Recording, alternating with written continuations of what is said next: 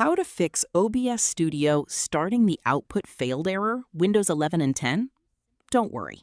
In this video, I'll show you a few simple methods to fix the problem and get OBS recording again.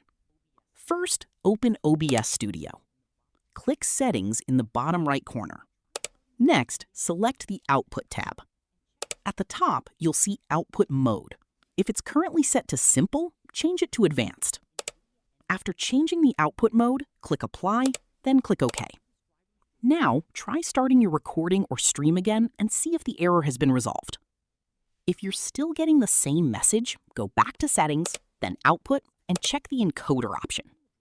If you're using NVIDIA NVENC or AMD hardware encoder, make sure your graphics drivers are up to date.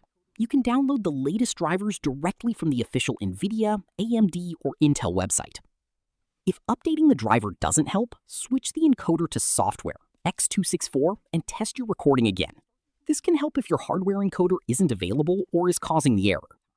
Finally, close OBS, restart your computer, and launch OBS again before testing your recording one more time. One of these methods should fix the starting the output failed error in OBS Studio.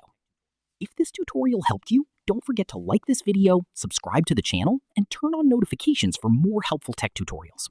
Thanks for watching, and I'll see you in the next video.